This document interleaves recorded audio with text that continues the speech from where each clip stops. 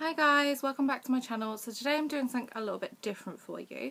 I'm going to do a bit of a sort of get to know me video, go over sort of a few things that I've gone through over the last couple of years, some things I've sort of battled with for quite a bit of my life, and also how I got into makeup. So that's probably one of the biggest questions most people get asked when they're sort of makeup obsessed, is how did you get into makeup? Well, it all sort of started just over 2 years ago. In January 2014, I sort of come down really ill. I was getting a lot of pains in my stomach, had no idea what it was at the time. Was in and out of hospital, taking Lord's knows amount of medication, which was horrible. And so because of that, I was off work, I was at home a lot, and I didn't really have much to do. So I was online basically quite a lot, playing games, things like that. And I saw something about a contour kit. And at that point I was just like, what is that? I had absolutely no idea what contouring was. Back then I used to have a tiny little makeup bag which used to have a foundation, a concealer, I think I had a powder back then, a lip gloss that I used to use all the time, 1 or 2 mascaras, 1 eyeliner, and I used to have 1 blusher as well. So that was basically it. That was my collection. Or makeup stuff. I didn't really have all that much, and I probably maybe had 2 brushes to my name back then. I never really cared all that much. I just did sort of to cover up acne and blemishes, things like that. Things to just make me feel a little bit better. But I wasn't really into it. I didn't really know how to apply it properly. A lot of the time I wasn't wearing the right foundation shade. But basically seeing that thing about the contouring, I was like, right, I want to find out about this. So then I started looking online and watching video after video after video. And that's basically where all this was sort of brought up.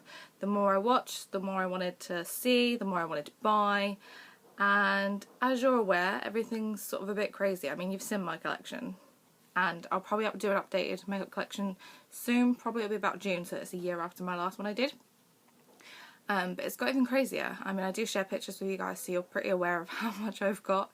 It's very overwhelming at times, but I also love it. It's what makes me happy, and it's what got me through sort of the last 2 years really, is having makeup, having the makeup community, and then you guys too. So when I first started posting pictures on Instagram, and I got more and more of you following me on there, and then when I decided to make my channel last year, and you guys subscribing to my channel, watching my stuff, following my pictures all the time, commenting on my pictures, liking my pictures, all stuff like that. All of it means so much, and it's really got me through some tough times.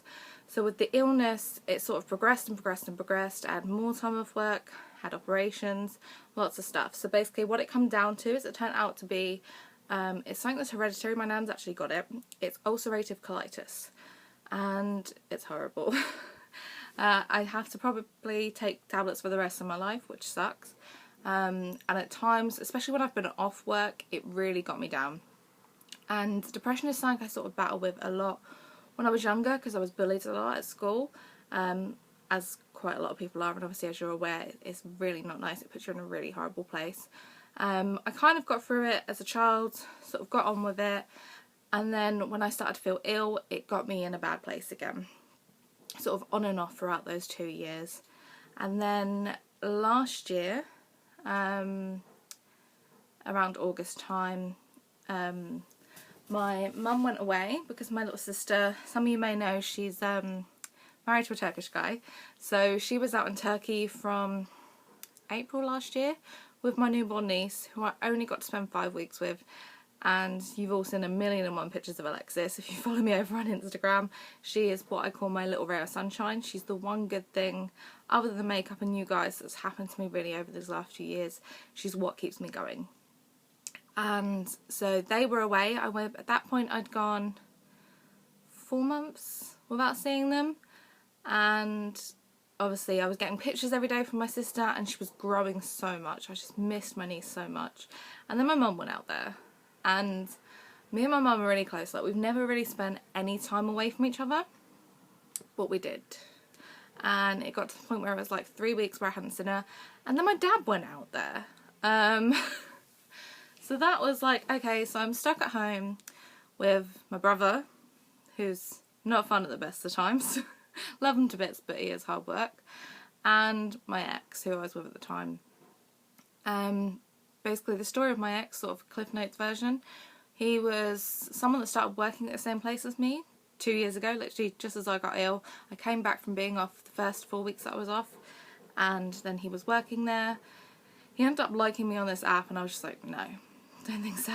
But then we became friends, and from that friendship it grew. Even before being sort of together, he used to say to me how much he cared and how he'd always be there, even as friends. Like, he'd do absolutely anything for me, and I was like, okay, this guy's really sweet, actually. And then it turned into a relationship. Not long after we were saying I love you, it was probably about 2.5 months in or so. We got together at the end of November 2014, and it was Valentine's Day. We said I love you. He thought that was super cute to do it that day, but it kind of annoyed me because every now and then he'd be like, I love spending time with you, I love being with you, which is very annoying, as you probably will know if that's happened to you. So I knew he did love me at that point, but I wasn't going to say it first. I've been there in the past, been burnt, and it's not easy, so I wanted to wait until he said it. And then in March last year, he ended up moving in with me and my family, which actually worked out really well. Everything was fine. The main problem was he was a bit of a gamer, so he was always on his Xbox, while I was sort of making dinner, doing the washing, doing the ironing, and I kind of lost touch with pretty much everyone.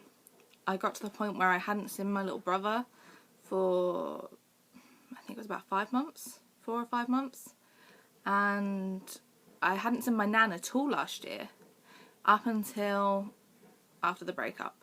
Literally, I hadn't seen her at all, because we just wanted to be together all the time, and I dropped absolutely everything for him.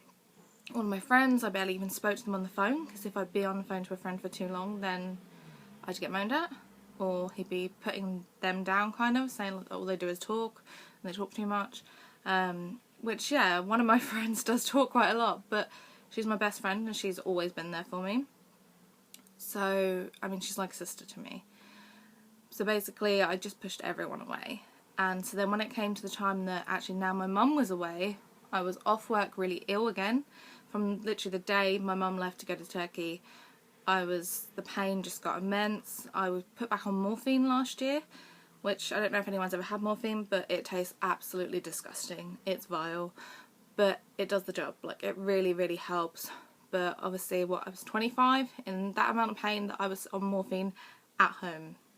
Like, they didn't want to put me back in the hospital because they knew what it was, but I was waiting for an appointment with my specialist to see what else they could do for me. And things just got really, really low. He ended up having some friends come see him.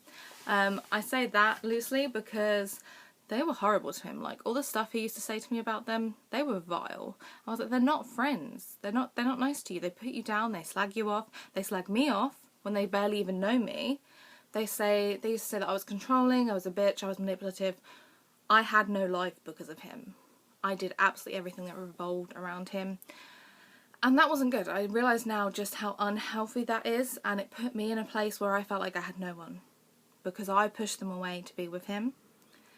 And as much as I loved him, and I guess there'll always be a part of me that will, because what I felt was real, and that doesn't just go away.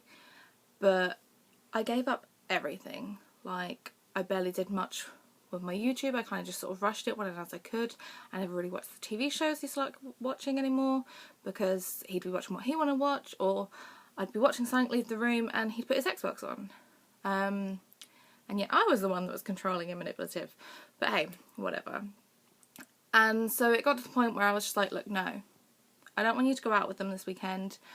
I need you. I'm not well. I'm feeling low. I just need you to be here for me. Just like you've told me over and over again you would be. Like, you've promised to the end of the world. You've said you want to marry me. We've been planning our wedding. We had a wedding date set. Like, this is what you signed up for. You said you'd be there for me. I've been there for you a hell of a lot over the last 9 months. I need you to be there for me. I'm asking for one weekend. That's it. And he couldn't do it. And I kind of lost it for a bit. I went to a really, really bad place. And because of that, he left me.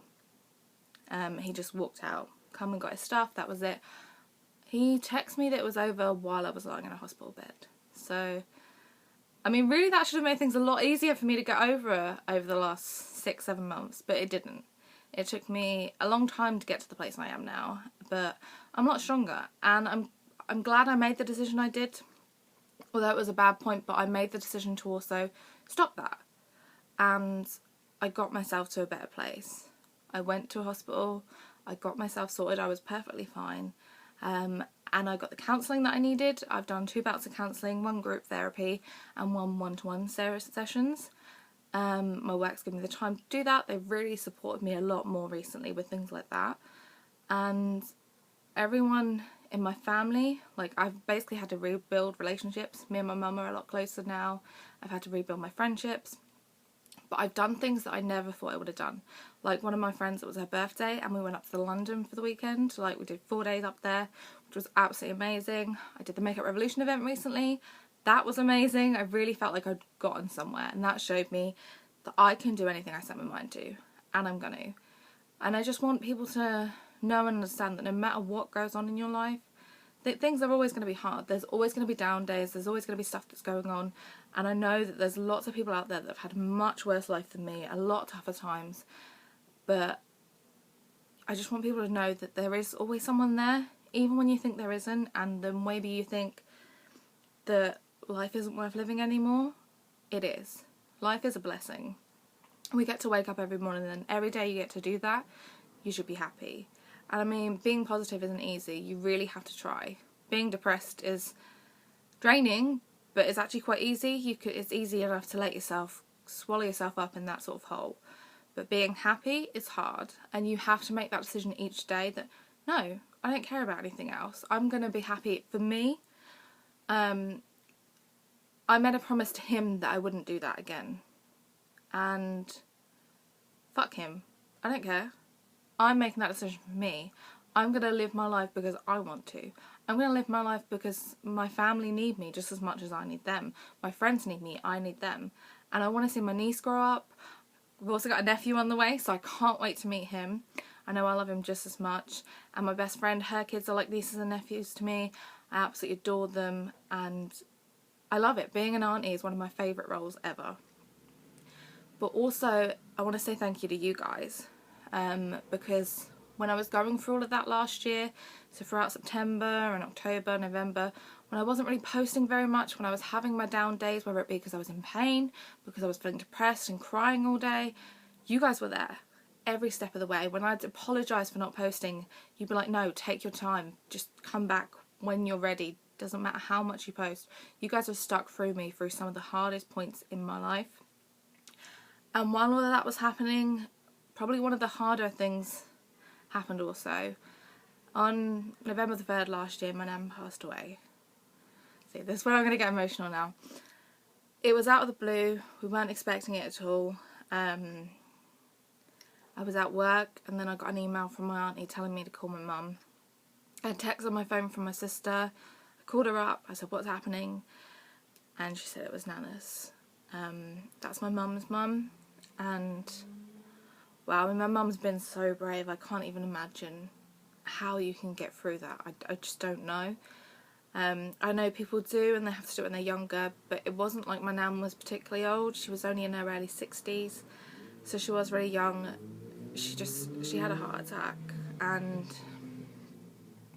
I still can't believe it to this day that she's gone. It's really hard, and considering the place I was in, it didn't really help, but it gave me a different perspective, and it made me even clearer on the fact that every day is a blessing, because you really have no idea when things are going to end. And I want to really live my life to the full for my nan, because that's what she would have wanted for me, and also for myself. I've gotten almost, I think of it as being selfish, but it's not really, but just doing what I want to do. I can have my own life. I don't have to be there for everyone else all the time. Of course, I always am going to help them and be there, but I need to put myself first sometimes too, and you guys need to know that. You need to know it's okay to do what you want to do. It's okay if people don't agree with everything you do. Everyone's got their own opinions, everyone's got their own thoughts, everyone thinks differently, everyone loves differently, everyone's different. No one person is the same. But I also want you to know that if any of you ever need to talk about absolutely anything, if you feel like you've not got no one there, I will always be here for all of you. If you want to talk, whether it's just giving you advice, just listening, just being that person that you can go to, I've got my Instagram, Twitter, there's my email if you want to email me on there. Honestly, I've had so many of you guys that have really been there for me. And there's one of my friends that I'm friends with on Instagram that literally just know her from Instagram. And she's been amazing. Like, especially throughout last year, she checked up on me every day, making sure it's okay. How was I doing? Where was I at? And she still does now. Like, she still makes sure that I'm okay. And I really feel like I've made a really good friend in her. And you'll know who you are if you're watching. But every single one of you guys, truly, I love you. Just know that everyone goes through stuff, everyone deals with things differently, but depression is real. Like, it's hard, it messes people up, and it's difficult. Like, it really is. But people need to understand depression is a real illness. Like, it's not something you're doing to manipulate anyone, it's not something you're doing to control anyone, it's not something you want. You don't want to be depressed, you don't want anxiety, you don't want to panic, you don't want to be worrying about things all the time. But it is normal. People do get depressed. Most people have depression. It's just people deal with things differently. So don't ever think that you can't cope, because you can, and you will get through it. It doesn't matter what happens, you'll be able to cope with it because you have to. That's life, unfortunately. It is hard, but it's worth living. We only get one life, so make sure you make it the best. Live your dreams, do whatever you want to do, and don't let anyone stop you, guys, okay? Any questions at all, just let me know below, or if you want to talk to me privately, just give me a message. And if you want to see anything more, or you want to know anything more about anything I've discussed today, let me know. But thanks for watching, guys. This video is already long enough, and take care of yourselves. Just keep smiling. Just being a little bit weird now. Take care. Bye.